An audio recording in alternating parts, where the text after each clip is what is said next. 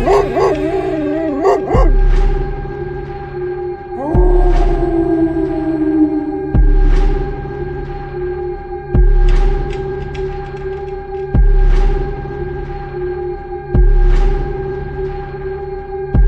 Story with RS के तमाम सुनने वालों को मेरा सलाम। उम्मीद करती हूँ कि आप खैरियत से होंगे। यहाँ ये बात शेयर करती चलूँ कि अगर आपके पास कोई हैरत अंगेज कहानी या फिर कोई वाकयात मौजूद हैं तो आप हमें सेंड कर सकते हैं। व्हाट्सएप नंबर डिस्क्रिप्शन में मौजूद है। आइए कहानी का आगाज करते हैं। मेरा पढ़ाई में बिल्कुल दिल नहीं लगता था और मैं स्कूल जाने के लिए घर से निकलता, मगर स्कूल जाने के बजाय सारा दिन अपने दोस्तों के साथ आवारागर्दी करता रहता था। एक दिन हमारी मस्जिद के पेश इमाम ने मेरी शिकायत मेरे अब्बा से कर दी। अब्बा ने मुझे बहुत मारा। फिर एक दिन जब मैं नमाज पढ़कर मस्जिद से बाहर आने लगा तो पेश इमाम साहब ने मुझे आवाज़ देकर बुला लिया। जब मैं इनके पास गया तो वो मुस्कुराते हुए बोले, नियाज मोहम्मद, सुना है तुम्हारा शहर के कॉलेज में दाखिला हो गया है। जी, मैंने मुख्तसर सा जवाब दिया। देखो बेटा, शहर जाकर वहाँ की रौनक में मसरूफ़ ना हो जाना और दिल लगाकर पढ़ना। तुम्हें अपने अब्बू का नाम भी रोशन करना है। मैं पूरी कोशिश करूँगा कि मेरा दिल पढ़ाई में लग जाए। कोशिश नहीं, ज़बरदस्ती लगाना, जभी तो तुम तालीम के मैदान में कामयाब होगे। पेश इमाम साहब ने मेरे सर पर शफ़क़त से हाथ फेरा। मैं क्या करूँ, मेरा दिल पढ़ाई में नहीं लगता। ज़बरदस्ती दिल मारकर पढ़ रहा हूँ। बेख्तियार मेरे दिल की बात ज़बान पर आ गई। ये उम्र ही ऐसी होती है, सैर सपाटे में दिल लगता है। तुम तालीम हासिल कर लो, फिर पूरी ज़िंदगी सैर सपाटे करते रहना। ठीक है, मैं सैर व तफरीह से ज़्यादा तालीम पर तवज्जो दूंगा, मैंने जान छुड़ाने को कहा। शाबाश, मेरी दुआएं तुम्हारे साथ रहेंगी। जब भी तुम खुद को किसी मुसीबत में पाओ तो एक बार मुझे ज़रूर याद कर लेना, पेश इमाम ने खुश होते हुए कहा। मस्जिद की सीढ़ियाँ उतरते हुए मैं सोच रहा था कि पेश इमाम साहब ऐसे कह रहे हैं जैसे मैं इन्हें किसी मुसीबत में गिरफ्तार होते ही याद करूँगा और वो मिनटों में जादू के ज़रिए पहुँचकर मुझे मुसीबत से छुटकारा दिला देंगे। बेख्तियार मेरे लबों पर मुस्कुराहट दौड़ गई।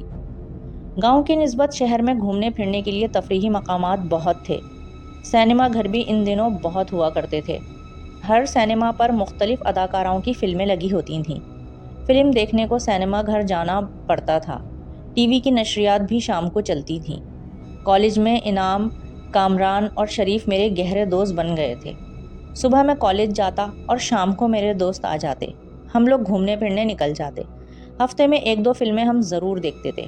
होटल में बैठकर सिगरेट पीना हमारा मामूल बन गया था। एक शाम हम दोस्त एक सड़क से गुजर रहे थे कि एक पुरानी बोसीदा सी हवेली पर हमारी नज़र पड़ी। देखो यार, ये हवेली अपने वक्तों की अच्छी हवेली में शुमार होती थी, इनाम ने कहा। क्यों हो गई, मैंने पूछा। इस हवेली के बारे में लोगों की मुख्तलिफ आराह हैं। कोई कहता है कि ये हवेली जिन्नात से भरी हुई है। कोई कहता है कि इस हवेली में एक खूबसूरत दोशीज़ा रहती है जिस पर एक जिन आशिक हो गया था। वो इससे शादी करके अपने देश ले जाना चाहता था, मगर घर वाले इस शादी पर तैयार न थे। इस जिन को गुस्सा आ गया और इसने इसमें मुकीम ख़ानदान को तहस नहस कर दिया। इस दौर में ये सब फरसुदा बातें हैं। लोग ऐसी ही बातें फैला देते हैं जिनमें कोई हकीकत नहीं होती, मैंने कहा। फिर भी तुम्हारी बात से मुत्तफ़िक़ हैं, मगर जिस जिस शख्स ने इस राज से पर्दा उठाने की गर्ज से हवेली में रात बसर की है वो दूसरे दिन मुर्दा हालत में मिला है, कामरान ने कहा। खौफ लोगों के हौसले पस्त कर देता है। हो सकता है इनके जहनों पर पहले से ही खौफ हो और इसी खौफ के नतीजे में इनका इंतकाल हो गया हो, मैंने कहा। क्या ख्याल है, क्यों ना हम इस रात से पर्दा चाक कर दें, इनाम ने कहा। वो कैसे, कामरान ने पूछा। वो ऐसे कि अकेला आदमी वाकई रात की तारीकी में इस पुरस्कार हवेली में खौफजदा हो सकता है, लेकिन हम चारों हवेली में होंगे तो फिर खौफ ना होने के बराबर होगा और हम रात हवेली में रहकर इसके इसरार से वाकिफ़ हो जाएंगे, शरीफ ने कहा। बात तुम्हारी माकूल है। एक की निस्बत 4 इस आसेब पर भारी पड़ेंगे, मैंने ज़ोरदार कहका लगाया। मेरी बात पर वो भी मुस्कुरा दिए। फिर हमने तय पाया कि पहले पूरा दिन इसमें गुजारेंगे, फिर अमन सुकून रहने पर पूरी रात भी गुजार देंगे। इतवार को हमारी छुट्टी थी, इसलिए हम इतवार को सुबह ही नाश्ता करके वहाँ पहुँच गए। हवेली अंदर से बहुत खस्ताहाल हो रही थी। दीवारों से प्लस्तर उखड़ चुका था। कमरों की छतें ऐसी हो रही थीं कि अब गिरी। दिन की रोशनी में हमने पूरी हवेली को अच्छी तरह से देख लिया था। وہاں کچھ بھی نہیں تھا۔ برسوں سے صفائی نہ ہونے کی وجہ سے مٹی، گرد و غبار موجود تھا۔ کمروں میں جگہ جگہ جالے لگے ہوئے تھے۔ کئی کالے رنگ کی بلیاں بھی وہاں نظر آئیں۔ وہ ہمیں دیکھ کر ادھر ادھر چھپ گئیں۔ ہمیں پورا دن حویلی میں گزارنا تھا، اس لیے صحن کی صفائی کر کے ہم نے چادر بچھائی اور اس پر بیٹھ گئے۔ دوپہر کے کھانے کے طور پر ہم کھانے پینے کی اشیاء بھی لے کر آئے تھے۔ دن بھر ہمارا اس حویلی میں گپ شپ کرتے گزر گیا۔ ہم وقفے وقفے سے حویلی کے مختلف کمروں میں بھی جاتے رہے۔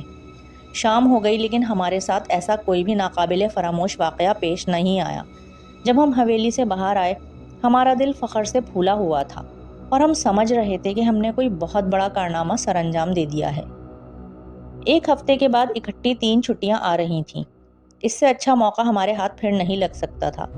اسی لیے ہم دوستوں نے مل کر یہ پروگرام بنایا، میں اپنی خالہ کو گاؤں جانے کا بہانہ بنا کر اس حویلی میں آ جاؤں گا۔ میرے دوست بھی اپنے اپنے گھر یہی بتائیں گے کہ وہ میرے گاؤں کی سیر کرنے کے لیے میرے ساتھ جا رہے ہیں، اور ہم یہ 3 دن اور 3 راتیں اس حویلی میں گزاریں گے اور اس اسرار کو تلاش کرنے کی کوشش کریں گے کہ اس حویلی کے بارے میں جو باتیں پھیلائی گئی ہیں ان میں کتنی صداقت ہے۔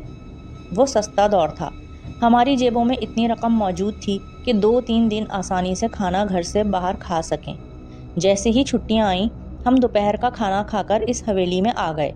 شام تک ہم نے خوب آرام کیا کیونکہ رات میں ہمیں جاگنا تھا۔ ہم اپنے ساتھ 2 لالٹین بھی لے آئے تھے جن میں ہم نے مٹی کا تیل ڈلوا لیا تھا۔ ماچس کی ایک ڈبی ہمارے لیے کافی تھی، پھر بھی احتیاطاً ماچس کی 3 ڈبیاں لے لی تھیں۔ رات کی تاریکی بڑھنے پر ایک لالٹین کی جگہ 2 لالٹین روشن کر لی تھیں تاکہ رات کی تاریکی میں کسی قسم کی پریشانی نہ ہو۔ رات کا کھانا کھا کر ہم باتوں میں مصروف ہو گئے۔ ہماری باتوں کا موضوع پراسرار واقعات ہی تھا۔ ہم نے جو مختلف لوگوں سے واقعات سنے تھے انہیں بڑھا چڑھا کر پیش کر رہے تھے۔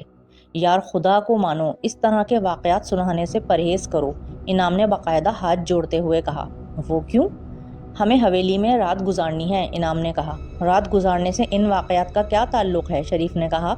یہ پراسرار حویلی ہے، جو تم واقعات سنا رہے ہو ان کا اثر ہمارے ذہنوں میں رہے گا، اور رات گئے جب سناٹا ہوگا، ایسے میں کسی کاغذ کے ٹکڑے کا آ کر ہمارے ارد گرد چکر لگانا ہمارے دل زور زور سے دھڑکا دے گا، اور رات گزارنا ہمارے لیے نہ صرف مشکل ہو جائے گا بلکہ مجھے ڈر ہے کہ کہیں ہم یہاں سے بھاگ ہی نہ لیں، انعام نے کہا۔ تم بھی سدا کے ڈرپوک ہو، کامران نے زوردار قہقہ لگایا۔ ابھی ہنس لو، تھوڑا وقت گزرے گا پھر دیکھیں گے، انعام نے کہا۔ ہاں بھائی، ہم واقعی کچھ دیکھنے کو ہی یہاں موجود ہوئے ہیں، میں مسکرا دیا۔ وقت تیزی سے گزر رہا تھا۔ ہمیں باتوں میں اس کا احساس ہی نہ ہوا کہ رات کا 1 بجتے ہی میرے دوسرے دوستوں کو نیند آنے لگی تھی۔ وہ نیند کے بہت کچے تھے۔ میں بار بار انہیں اس بات کا احساس دلا رہا تھا کہ ہم یہاں سونے کے لیے نہیں بلکہ ایک خاص مقصد کے تحت آئے ہیں۔ رات میں بالکل بھی نہیں سونا ہے، مگر ان کی سمجھ میں میری بات بالکل بھی نہیں آ رہی تھی۔ وہ مجھے یہ یقین دلاتے دلاتے کہ وہ نہیں سوئیں گے اور سو گئے، میرے بار بار اٹھانے پر بھی نہیں اٹھ رہے تھے۔ میں نے جب یہ دیکھا کہ وہ نہیں اٹھ رہے تو اکیلے جاگنے کا سوچ لیا۔ رات کا نہ جانے وہ کون سا پہر تھا کہ میری آنکھیں بھی نیند سے بوجھل ہونے لگیں۔ اچانک مجھے صحن میں کسی کے موجود ہونے کا احساس ہوا۔ ایک لمحے کو تو مجھے ڈر لگا، مگر تجسس کے ہاتھوں مجبور ہو کر میں نے ایک لالٹین اٹھائی اور کمرے سے نکل گیا۔ چاند کی روشنی اس قدر تیز تھی کہ ایسا محسوس ہو رہا تھا جیسے صحن روشنی میں نہایا ہوا ہو۔ ایک کمرے کے دروازے پر میری نظر پڑی تو میں پلکیں جھپکنا بھول گیا۔ وہاں ایک بے حد حسین لڑکی کھڑی تھی۔ میں حیرت سے گمسم اس لڑکی کو دیکھے جا رہا تھا۔ اس کا گول چہرہ اور ناک نقشہ بہت حسین تھا۔ اس کی بڑی بڑی آنکھیں اس کی خوبصورتی میں اضافہ کر رہی تھیں۔ ہم دونوں کی جیسے ہی آنکھیں ملیں مجھے سحر سا ہو گیا۔ میں اس لڑکی کی طرف ایسے بڑھنے لگا جیسے وہ مقناطیس ہو۔ میں جیسے ہی اس کے نزدیک پہنچا، اس نے میرا ہاتھ تھام لیا اور مجھے لے کر کمرے کے اندر بڑھ گئی۔ میں ایک فرما بردار شاگرد کی طرح اس کے اشاروں پر چلنے کو مجبور ہو گیا۔ دن میں جس کمرے میں کوڑا کرکٹ پڑا تھا اب وہ بالکل صاف ستھرا تھا۔ کمرہ ایسے منور تھا جیسے بیک وقت کئی بلب روشن ہوں۔ ایک جانب خوبصورت سا بیڈ بچھا ہوا تھا۔ اس لڑکی نے مجھے بیڈ پر لٹا دیا اور خود بھی بیڈ کے ایک طرف بیٹھ کر مخمور نگاہوں سے مجھے دیکھنے لگی۔ تم اپنے دوستوں کے ساتھ اس حویلی کی ویرانی کا راز کیوں لینا چاہتے ہو؟ وہ بولی۔ تجسس؟ ہم صرف یہ جاننے کے لیے حویلی کے اندر آئے ہیں، میں نے ڈرتے ڈرتے کہا۔ کیا کرو گے جان کر؟ اس سے پہلے جو حویلی کا راز معلوم کرنے یہاں آئے تھے، ان کے حشر سے واقف نہیں ہو؟ ہاں، سنا ہے کہ وہ اس دنیا میں زندہ نہیں رہے، میں نے ہمت کر کے کہا۔ پھر بھی تم اس حویلی میں آ گئے ہو، مجھے تم پر بہت ترس آ رہا ہے، تم اس حویلی سے فوراً چلے جاؤ، میرے خاندان کے جنات تمہیں زندہ نہیں چھوڑیں گے، تمہارے حق میں یہی بہتر ہے کہ چلے جاؤ، وہ بولی۔ ہم ضرور چلے جائیں گے، بس اس حویلی کا راز معلوم ہو جائے، میں نے کہا۔ اس بات کی کیا گارنٹی ہے کہ راز معلوم ہو جانے پر تم چلے جاؤ گے؟ میں تم سے وعدہ کرتا ہوں، میں نے کہا۔ میرے خاندان کے جنات بہت ظالم ہیں، وہ انسانوں پر ترس یا رحم کھانے کے حق میں نہیں ہیں۔ جب تم اس حویلی میں پہلی بار آئے تھے، میں نے ہی تمہیں کسی قسم کا نقصان پہنچانے سے روکا تھا۔ آج رات بھی وہ تمہیں نقصان پہنچانا چاہتے تھے، میں نے اس وعدے پر روکا ہے انہیں کہ صبح ہو جانے پر تم سب یہاں سے چلے جاؤ گے۔ اس نے کہا۔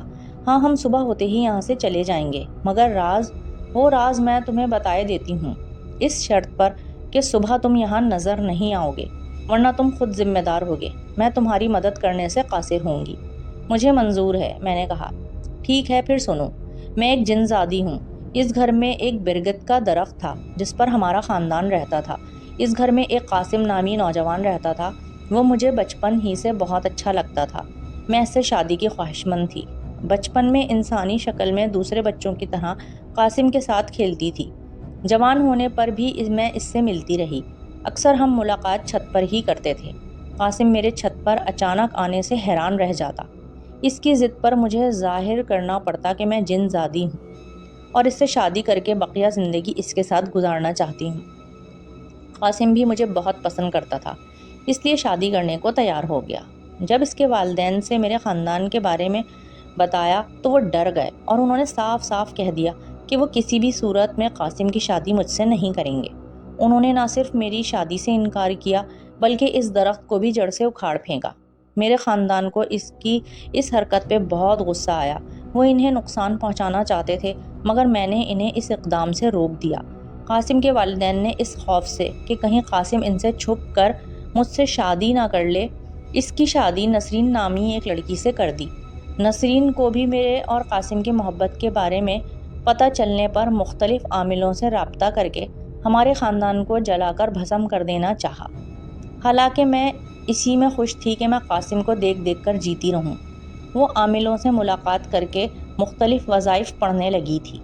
میرے خاندان والے یہ کب برداشت کرتے؟ انہوں نے نسرین کو وظائف پڑھتے وقت ڈرانا شروع کر دیا۔ اس کا اثر یہ ہوا کہ نسرین سے وظائف پڑھنے میں غلطیاں ہونے لگیں۔ ان وظائف کا الٹا اثر یہ ہوا کہ اس خاندان میں جو سب سے پہلی موت ہوئی وہ قاسم کی ہی ہوئی تھی۔ اس کے مرنے سے میرا دل اچاٹ ہو گیا تھا، حویلی کے لوگوں سے میری دلچسپی ختم ہو گئی تھی، اس لیے میں اپنے خاندان والوں کو ان کے کسی اقدام سے روکتی نہیں تھی، جس کا نقصان یہ ہوا کہ ایک ایک کر کے حویلی کے سب لوگ مر گئے۔ اب پوری حویلی پر ہمارا راج ہے۔ پھر اس حویلی کے خاندان کے دیگر عزیز رشتہ داروں نے قبضہ کرنے کی کوشش کی مگر میرے خاندان کے جنات نے انہیں ایسا ڈرایا کہ پھر کبھی انہوں نے یہاں کا رخ نہیں کیا۔ میں اب بھی قاسم کی یادوں کے سہارے جی رہی ہوں، ورنہ میرے جینے کا مقصد فوت ہو چکا ہے۔ جب تم اپنے دوستوں کے ساتھ یہاں آئے تھے، میرے خاندان کے جنات تمہیں ایسا سبق سکھانا چاہتے تھے کہ تم پھر کبھی لوٹ کر یہاں نہ آؤ، صبح ہوتے ہی اس حویلی سے نکل جانا، ورنہ وہ میری بھی نہیں سنیں گے اور تمہاری ایسی درگت بنائیں گے کہ کبھی بھلا نہ سکو گے، وہ بولی۔ میں اپنے وعدے پر قائم رہوں گا، میں نے کہا۔ میری بات پر وہ خوش ہو گئی اور اس نے غور سے میری آنکھوں میں جھانکا۔ مجھ پر مدہوشی طاری ہو گئی اور مجھے پھر کچھ ہوش نہ رہا۔ صبح ہونے پر مجھے میرے دوستوں نے اٹھایا۔ میں اس کمرے میں موجود ہی کب تھا مگر اب وہاں کچھ بھی نہیں تھا۔ پورے کمرے میں کوڑا کرکٹ بھرا ہوا تھا اور کچرے کے ڈھیر پر میں پڑا ہوا تھا۔ میرے برابر میں میری لالٹین رکھی تھی۔ تمہیں سونا تھا تو ہمارے پاس ہی سو جاتے، یوں اکیلے کیوں سو گئے؟ انعام نے کہا۔ رات میں تمہارے پاس ہی بیٹھا تھا، مجھے صحن میں کسی کے چلنے کی آواز آئی اور جب میں کمرے سے باہر آیا تو میری حیرت کا ٹھکانہ نہ رہا، کیونکہ صحن میں ایک، میں نے کہنا چاہا، پری چہرہ حسین لڑکی موجود تھی۔ انعام نے کہا، ہاں ہاں ایسا ہی تھا، مگر تمہیں کیسے معلوم ہوا؟ یہ بھی کوئی پوچھنے والی بات ہے؟ ہر کہانی میں یہی ہوتا ہے، وہ حسین لڑکی پھر حویلی کے ایسے کمرے میں لے جاتی ہے جو بہت ہی خوبصورت طریقے سے سجا ہوتا ہے، اور پری چہرہ لڑکی اپنے بیڈ پر لے جاتی ہے، پھر اسے کچھ ہوش نہیں رہتا۔ صبح ہونے پر رات کا ماحول غائب ہو جاتا ہے اور وہ حسین لڑکی بھی نہیں ہوتی۔ یہ سب باتیں ہم پہلی ہی ڈراؤنی کہانیوں میں پڑھ چکے ہیں، اس لیے ہمیں بے وقوف مت بناؤ، کامران نے کہا۔ تم میری بات کا یقین کرو، ایسا ہی ہوا ہے، میں نے کہا۔ یہ فضول باتیں چھوڑو اور ناشتے کی فکر کرو، کیونکہ بہت زوروں کی بھوک لگ رہی ہے، کامران نے کہا۔ میں انہیں رات کا واقعہ تفصیل سے سنانا چاہتا تھا، مگر وہ سننے کو قطعی طور پر تیار نہ تھے۔ ہم نے قریبی ہوٹل میں جا کر ناشتہ کیا، اور ناشتے کے دوران میں نے زبردستی پورا واقعہ سنا دیا اور اس جن زادی سے کیا ہوا وعدہ بھی بتا دیا۔ وہ مسکراتے ہوئے واقعہ سن کر بولے، دیکھو نیاز محمد، تمہیں اپنا گھر یاد آ رہا ہے، اس لیے تم چاہو تو اپنے گھر چلے جاؤ۔ ہم بالکل بھی یہاں سے نہیں جائیں گے، انعام نے کہا۔ ہم جس مقصد کے تحت یہاں آئے تھے وہ حل ہو چکا ہے، اس لیے اب ہم مزید یہاں ٹھہر کر اپنا قیمتی وقت ضائع نہیں کریں گے، میں نے انہیں سمجھایا۔ وقت ہوتا ہی اس لیے ہے کہ اسے ضائع کیا جائے، کامران نے کہا۔ میں تمہیں چھوڑ کر نہیں جا سکتا، اور یہ بھی برداشت نہیں کر سکتا کہ جنات تمہیں کسی بھی قسم کا نقصان پہنچائیں۔ یار، ہمیں جنات کس طرح نقصان پہنچا سکتے ہیں؟ تم نے آتے ہی ان کی لڑکی کو پھانس لیا ہے، اب ہم ہر طرح کے خطرے سے محفوظ ہو گئے ہیں، شریف نے زوردار قہقہ لگایا۔ میرے بار بار سمجھانے پر بھی وہ نہیں مانے۔ وہ کسی بھی صورت اس حویلی سے کہیں جانے کو تیار نہ تھے۔ مجبوراً مجھے بھی ان کے ساتھ رکنا پڑ گیا، مگر میں اندر سے بہت بری طرح خوفزدہ بھی تھا کہ کہیں ہمیں جنات نقصان نہ پہنچا دیں۔ رات کے 12 بجنے پر ہم چوکس تھے۔ وہ تینوں بظاہر مجھ پر یہ ظاہر کر رہے تھے کہ وہ کسی بھی طرح خوفزدہ نہیں ہیں۔ ان کے چہروں سے خوف عیاں ہو رہا تھا۔ ہم اپنا خوف دور کرنے کو بات چیت بھی کر رہے تھے۔ اچانک شریف پر پانی آ گرا۔ اس کے جسم پر موجود کپڑے مکمل طور پر گیلے ہو گئے۔ بے اختیار ہماری نظریں کمرے کی چھت پر اڑ گئیں، مگر وہاں کچھ بھی موجود نہیں تھا۔ کمال ہے، کمرے کے اندر کچھ بھی نہیں ہے۔ پھر ایسا لگ رہا ہے جیسے کسی نے بالٹی بھر کر پانی شریف کے اوپر ڈال دیا ہے۔ میری خاطر مدارات کا سلسلہ شروع ہو گیا ہے، اس لیے ہمیں اب ہوشیار ہو جانا چاہیے، میں نے کہا۔ واقعی ہماری خاطر مدارات کا سلسلہ شروع ہو گیا ہے، شریف نے مسکرا کر اپنے چہرے پر آئے خوف کو دور کرنے کی کوشش کی۔ کچھ وقت گزرنے پر مجھے نیند کے جھونکے آنے لگے۔ میں نے ایک لمحے کو آرام کے لیے آنکھیں بند ہی کی تھیں کہ میری آنکھ لگ گئی، پھر مجھے کچھ ہوش نہیں رہا۔ سوتے میں مجھے ایسا محسوس ہوا کہ کوئی میری ٹانگیں کھینچ رہا ہے۔ میں ہڑبڑا کر اٹھ کھڑا ہوا۔ کیا دیکھتا ہوں کہ کمرے میں میرا کوئی دوست بھی موجود نہیں ہے۔ ایک خوفناک شکل کی پراسرار مخلوق کھڑی ہے، جسے انسان نہیں کہا جا سکتا ہے۔ وہ قہر آلود نظروں سے مجھے گھور رہی تھی۔ خوف کے مارے میرے اوپر کپ کپی طاری ہو گئی۔ مجھے دیکھ کر ایسی آواز میں مخاطب ہوئی جو میری سمجھ میں نہیں آ رہی تھی۔ میری مسلسل خاموشی پر اس نے مجھے زوردار لات ماری۔ تکلیف کی شدت سے میری چیخ نکل گئی۔ میری چیخ سن کر مخلوق نے ایسے اچھل کود شروع کر دی جیسے اسے بہت خوشی ملی ہے۔ میں نے اپنے دوستوں کو آوازیں دیں، مگر ان کا دور دور تک کچھ پتہ نہیں تھا۔ وہ میری مدد کو بھلا کس طرح آ سکتے تھے؟ وہ مخلوق اچانک اچھل کود کرتے کرتے رک گئی اور پھر مجھے ایک لات رسید کی۔ میں درد سے بلبلا اٹھا۔ اب تو جیسے اس مخلوق کو ایک تفریح مل گئی۔ وہ وقفے وقفے سے زوردار لاتیں رسید کرنے لگی۔ میں جیسے ہی درد سے چیختا، وہ زور زور سے اچھلنے لگتی۔ میں ایک عجیب عذاب میں مبتلا ہو گیا تھا۔ اس مخلوق نے لاتیں مار مار کر مجھے ایسا ادھموا کر دیا تھا کہ میں اٹھ کر بھاگ بھی نہیں سکتا تھا۔ تکلیف کی شدت سے میری آنسو نکل کر زمین پر گر رہے تھے۔ میری حالت پر اس مخلوق کو بالکل بھی نہیں رحم آ رہا تھا۔ ایسے میں مجھے پیش امام صاحب یاد آ گئے، جنہوں نے کہا تھا کہ میں کسی تکلیف میں مبتلا ہو جانے پر انہیں یاد کر لوں۔ وہ بھلا میری مدد کس طرح کر سکتے ہیں؟ پھر بھی میں دل ہی دل میں پیش امام صاحب کو یاد کرنے لگا کہ اچانک کمرے میں پیش امام صاحب وارد ہوئے۔ وہ کچھ پڑھ رہے تھے۔ ان کے کمرے میں داخل ہونے پر اس مخلوق کو ایک جھٹکا سا لگا۔ وہ چیختی چلاتی کمرے سے نکل گئی۔ اس کے جانے کے بعد پیش امام صاحب میرے پاس آئے۔ دیکھو نیاز بیٹے، میں نے تمہیں سمجھایا تھا، پھر بھی تم نے غلطی کر دی۔ جن دوستوں کے خاطر تم یہاں رکے تھے وہ تمہیں چھوڑ کر بھاگ گئے۔ کیا دوست ایسے ہوتے ہیں؟ آئندہ بھول کر بھی ایسے لڑکوں سے دوستی نہیں کرنا۔ جی، میں نے آپ کی بات نہ مان کر واقعی بہت بڑی غلطی کی ہے۔ آپ نہ آتے تو یہ خوفناک مخلوق مجھے مار مار کر ہلاک کر دیتی، میں نے کہا۔ میں کمرے میں کچھ پڑھ کر پھونک دیتا ہوں، اس کا یہ فائدہ ہوگا کہ صبح تک کوئی بھی مخلوق تمہیں کچھ نہیں کہے گی، لیکن صبح ہوتے ہی اس حویلی سے نکل جانا۔ پیش امام صاحب نے کہا، رات میں آپ کہاں جائیں گے؟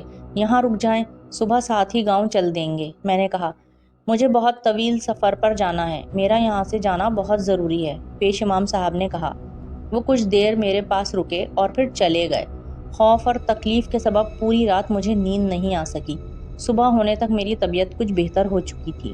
پیش امام صاحب کے جانے پر مجھے پھر کسی مخلوق نے تنگ نہیں کیا۔ مجھے اپنے دوستوں کے رویے پر بہت افسوس ہوا اور میں نے دل میں تہیہ کر لیا تھا کہ آئندہ دوست بنانے میں احتیاط کروں گا۔